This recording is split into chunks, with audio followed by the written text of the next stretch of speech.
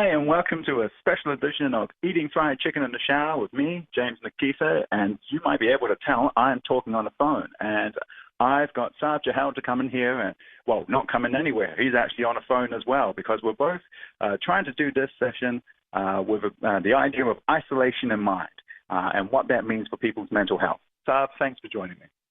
Kia ora, James. I hope you're keeping well.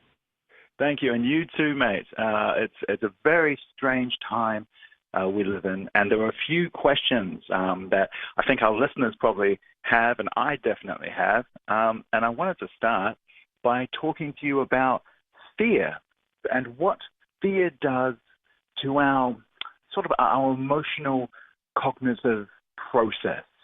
Sure. I think it's a really good question, and I think that it's something that people are going to be experiencing already and maybe a little bit more in the next few days, and we have to kind of recognize that we're going to be in this for a while now. So I guess fear is one thing, and perhaps anxiety is a little bit different too, so maybe I'll just talk about both of those. Now, so fear is an emotional response to something that's kind of happening now. It's an imminent threat, and it's real. Whereas anxiety is more about figuring out what this is going to mean for you in the future. So it's not just about what's going on now, but it's you thinking about, oh, what does that mean for what's going to happen next? So that's why I think anxiety can be really hard to get a grip on. It's kind of unfocused, and it's kind of in the future. And at the moment, the future looks up in the air for many of us. I mean, I have mild anxiety, and how is my condition described? More towards the depression side with a hint of anxiety. So I'm in a position where I'm not necessarily massively afraid of the future, but aware that it's going to be really, really bad. Well, I think it's going to be very different to how it is that we planned it. And for some people, it's going to be, certainly in the short to medium term, a lot worse than they planned it. At the same time, I guess it's important to understand that for many people, most people, the majority of people, COVID-19, if you fall ill, it's going to be something that you're going to be okay with. It's not going to be a good time, but you're going to get through it okay. What we're really worried about is making sure that we can protect those people who are most vulnerable. But it's the uncertainty and it's the unfamiliarity about, well, what does that mean, that people are really struggling to get their handle on. So fear is a normal response in this situation. It's okay if you're that strange cycle you can get into where you're like, you feel afraid, but then you see other people like, oh, maybe I'm not meant to feel afraid, and then you start to become anxious about, oh, is something wrong with me that I'm feeling more afraid than other people? This is actually all normal. Yeah, absolutely. It's very, very common. So I guess one of the things that we do when we're feeling like we're in an uncertain time and unfamiliar time is that we look at other people's behavior. And if we're walking around and everybody else seems to be kind of like getting on with life and we ourselves are feeling quite fearful, then yeah, it's perfectly natural for us to look at ourselves and go, whoa, hang on a second, this feels like I'm the odd one out here. But, don't be, you can be certain that there's lots and lots of people who are feeling like you are right now and who are presenting outwardly like they're okay. And then suddenly things may switch, and then suddenly they may start to feel fearful too, and that kind of leaks out into how it is that we are with each other. I know with anxiety, one of the things you often get asked as a performer is, oh, do you get scared? And what a lot of people don't realize is that you do, and you use that energy. That's a little trick that, as you learn to become better at performance, you get used to the anxiety and you use that energy to put into your performance, become more productive. Are there ways in which people can focus that fear and anxiety to not, I know we're supposed to be isolated, but that doesn't mean we can't be active. Yeah, you're absolutely right, James. Anxiety is an emotion, and emotions are there for a reason. They are to motivate us to do something. So if you find yourself sitting amongst 150 toilet rolls and 50 packets of pasta, your anxiety has motivated you to go and do something to try to reduce the uncertainty around your future. But unfortunately, it can also make us take knee-jerk decisions. So yes, it can motivate us, and we can use that energy, but we have to be careful where we use that energy and where it directs us. So one of the things that I've been talking about is almost drawing out two circles of control. There's one circle that you have control over where you can do some things about meaningfully. And there is another circle, which are things that are outside of your control, which are the things that you worry about. And you don't want to spend too much time in that circle because you can't really do anything about it. You kind of need to acknowledge that it's there, but focusing on what it is that you do have control about, the things that you can make a difference to, which is what you're talking about there. You can use that anxiety and that energy to influence things that make you feel better. And what can we do to, if we feel ourselves, because I think it's not just clear states on and off. You know, for me, and I know for people I've been talking to just these past couple of weeks, and of course, as it escalates, you know, these past few days, it feels more like just a wave, like you're on a roller coaster, you know. What can we do if we feel ourselves slipping further into sort of a, I want to say irrational fear. Is that the right term? I hear what you're saying, and I think it's really easy to feel overwhelmed. And then you find yourself feeling like you don't really know how to behave, or you feel almost like a stranger to yourself in that situation. And I think when we feel like that, the first thing is to notice that actually this feels really strange for me and I don't really like it. And to be able to take a bit of a step back and take a bit of an audit. And one of the things that we can do is to, I guess, think about the exposure to new information and the relentless tide of new information. And it's happening fast. It's coming at us fast really now. And I'm not saying that we need to live like hermits, but we do need to watch what we're consuming. And I think just like your physical diet, it's important to get your variety, your 5 a day, and not to binge eat those 5 packets of toffee mellows that you bought from the supermarket on the weekend. So your mind doesn't really need you binging on news and new information that makes you feel bloated and queasy and out of control and feeling like, well, I'm behaving in an irrational way. What you think might be irrational might actually, your brain is telling you, this is actually really useful and adaptive for you to be doing right now. So we need to just take a step back and get another view on that. One way I've found it's manifesting for me, and I don't mean it to be, but and I'm sure many people have experienced this, maybe you have too, my temper's just a little bit shorter, not massively, but it's just a little bit shorter, and I think that maybe part of that's frustration. And is there anything we can do? Because, you know, with social distancing, especially, it's such a new concept for a lot of people that I find, you know, just trying to explain it to loved ones, and I just find I get a little short. But you don't want to aggravate. Is there anything we can do, mate? Yeah, man, that's not uncommon. When we're feeling overwhelmed, we've got so much reserve to deal with things.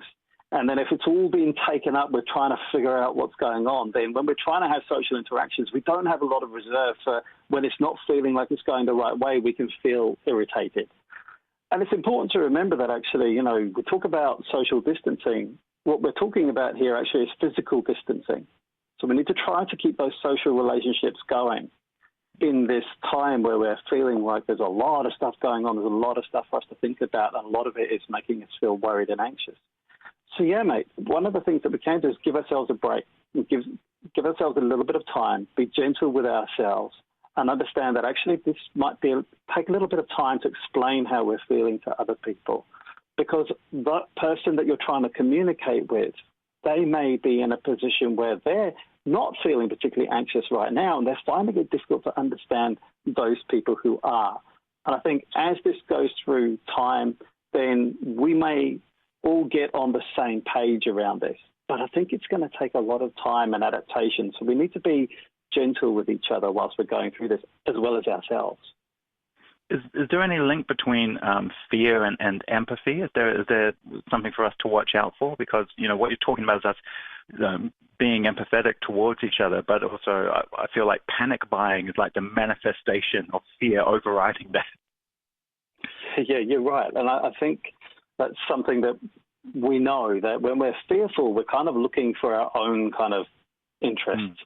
And that's the result of living in a society where the individual is prioritized. Whereas people who come from a different upbringing, a different way of living, perhaps they're thinking more about the family or the society or the community. And if we can keep that in the forefront of our mind, then actually our actions are rooted in, well, what's not only good for me, but what's good for my community. And one example I can think about here is like, washing our hands is really, really important, not just for us, but also making sure that we protect others in our family and our communities. But even more important than that is when we become ill and we recover, then we need to keep washing our hands.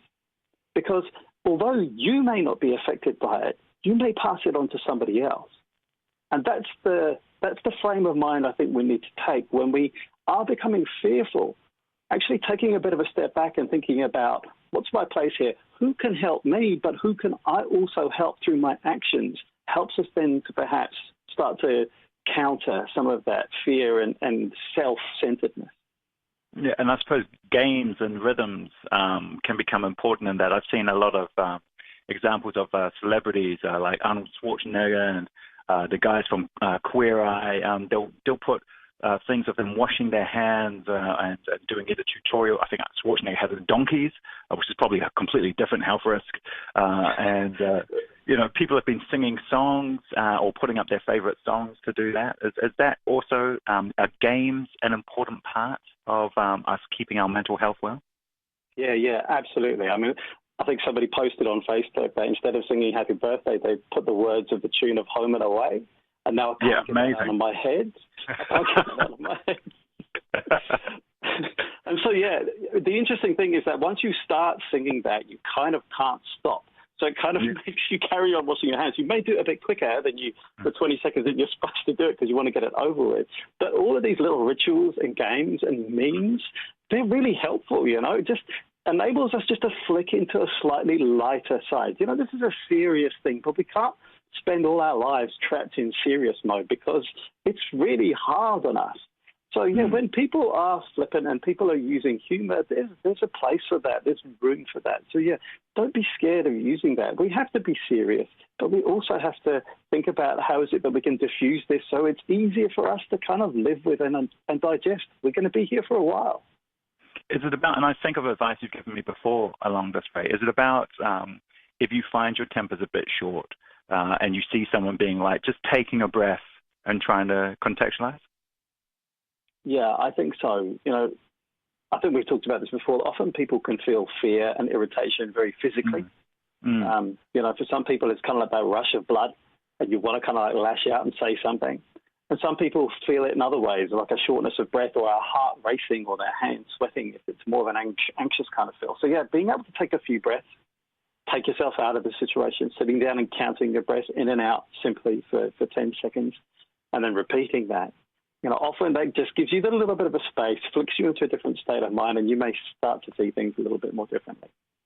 And it's probably a movie quote or a good song lyric that you can do for 10 seconds to just pause and mutter under your breath. I am one with the force is with me. I am one with the force is with me. I've seen a few alternate lyrics for Bohemian Rhapsody as well going around today. So, being playful with it and being able to just flick into that more playful state of mind, I think has a lot going for it, including, all of these famous movie quotes. And I guess a final question along this line, Sarb, is look, I think it's unrealistic for us to not think there won't be little mini explosions. Someone's going to yell at a loved one, maybe even at a parent, because, of course, I think we're all carrying that horrific fear that with this thing, it's our parents who are most at risk. And it's an odd feeling, I think, as a child to be thinking about. And, of course, there are parents with very young ones as well in the same boat. If you do have an explosion, because normally we hug it out, isn't that what we're taught? If you have a big fight, hug it out or shake hands. What can we do in a time of absolutely not hugging it out and absolutely not shaking hands? What are some things we can do to say we're sorry, to mend those wounds quickly? Oh, James, that's a hard one. Sorry, mate. I've just asked you to help the world. as you were talking there, and I had, I'll be freely admit it. My parents are in lockdown at the moment in London, and I had a feeling of dread as you were talking then. And it's something that I'm struggling with myself because, being on a video call at a distance is tough enough at the best of times. And then when you're thinking about something like this, it's really hard. And I think one of the things that we may find ourselves doing is, finding different ways to repair. and lots of different ways to repair. Because, yes, we are going to snap at each other at times. Things are going to go wrong. Things are going to be miscommunicated. But I guess making sure that we can commit to giving it another go and finding a different way to perhaps be with each other and help to repair what might be ruptured when we're talking in this way in this difficult time. I think that's an important commitment to try to make. Oh, so I think I've got family in the UK, as you know, and we're a small island nation in New Zealand, and so everyone's got connections all over the world. So you're not in it alone, mate. And I know that anxiety is a big one. So I think that's really great advice you're giving about just understanding the times we're in and committing to, not just cutting it off and giving it another go. I think that's really great advice, mate.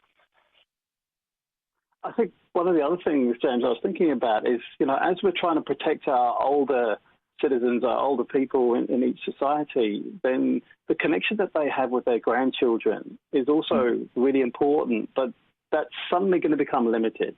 And for those grandparents, that's a really, really important part of their lives. So finding ways that we can continue that relationship going as well. And for, people like perhaps you and I, we're kind of like in the middle.